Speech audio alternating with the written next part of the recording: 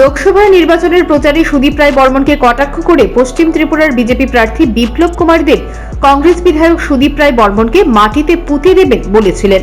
বুধবার প্রদেশ কংগ্রেস ভবনে আহুত এক সাংবাদিক সম্মেলনে এর পাল্টা জবাব দিলেন সুদীপ রায় বর্মন। তিনি বলেন, একজন আনকালচার পলিটিশিয়ানের কাছ থেকে এর চেয়ে বেশি কিছুই আশা করা যায় না।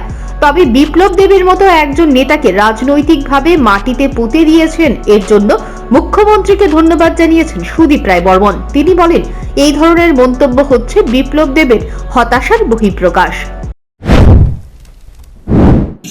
আনকালচার একটা পলিটিশিয়ানের কাছ থেকে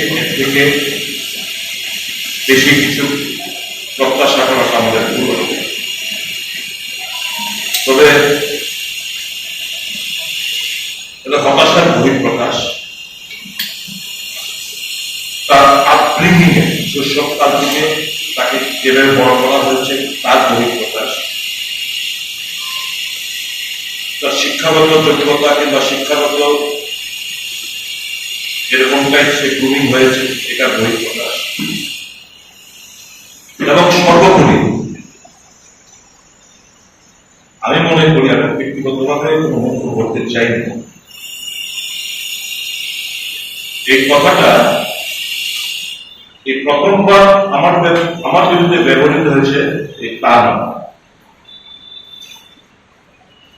এটা এখন ওনার লক্ষ্য হয়ে গেছে। এই কথাটা ওনার বেটার হাফের, ওনার যে বেটার হাফ, ওনার তো সেম ভাবে উনি বর্তমানে ধমকাচ্ছেন, প্রেসারাইজ করছেন, যা রিফ্লেকশন আপনারা পেয়েছেন এই প্রচারকালে বেটার হাফ আসেন। এখন আমাকে মাটির মধ্যে ঢুকানোর আগে মানিক সাহেবকে ধন্যবাদ জানান, রাজনৈতিকভাবে যে ওনাকে খবর দিয়ে দিয়েছে।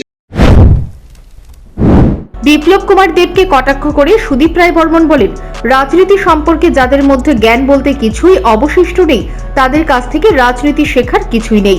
দল ক্ষমতায় যখন থাকে তাদের মতো কত নেতা আসবে, আবার ক্ষমতা থেকে সরে গেলে তাদের অস্তিত্ব বলতে কিছুই থাকবে না।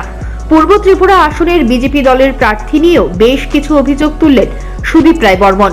2018 সালের নির্বাচনে ভোটার তালিকায় কৃতি সিং নামে ছিলেন তিনি। এখন হঠাৎ করে কিভাবে দেব বর্মন চলে আসলো পদবীর সঙ্গে? এ রাজ্যের জনজাতিদের বিভ্রান্ত করতেই নামের সঙ্গে দেব বর্মন যুক্ত করছেন। এই বিষয়ে নির্বাচন কমিশনকে পদক্ষেপ নেবার অনুরোধ জানিয়েছেন সুদীপ রায় বর্মন। ইলেকট্রাল রোলে যে নামটা, সেই নামটাই ব্যালট পেপারে ছাপানো দরকার। এবং এটি হচ্ছে মূলত যে রুলস এন্ড প্রসিডিউর। কিন্তু দেখলাম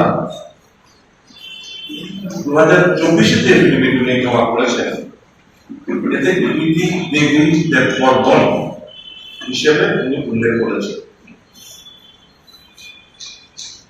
এই অভিযোগটা যখন করেছিলাম, আমরা ভেবেছিলাম যে ব্যালট পেপার পুনরায় ছাপা হল, দেববর্মন নামটা বাদ দেওয়া হল এবং কৃতি দেবী সিং নামে ব্যালট পেপার ছেপে নির্বাচনটা করা হল। এই দেববর্মন টাইটেলটা লাগানোর উদ্দেশ্য হচ্ছে অন্যায়ভাবে explore and exploit the sentiment of the Development community. আমি আজকে ত্রিপুরার কাছে জিজ্ঞেস করতে চাই, যারা ত্রিপুরা কমিউনিটি বিলং করে, যদি ছত্তিশগড়ে কি কারণে উনি ডেভেলপমেন্ট ট্যাক্টিকটা রাখলেন না, নিশ্চয়ই লজ্জাবোধ হয়েছে। নিশ্চয়ই লজ্জাবোধ হয়েছে কৃতি দেবী সিং ডেভেলপমেন্ট বা কৃতি দেবী ডেভেলপমেন্ট। সাংবাদিক সম্মেলনে প্রদেশ কংগ্রেসের উপজাতি সেলের নেতৃত্ব উপস্থিত ছিলেন। Bureau report, news prime Tripura.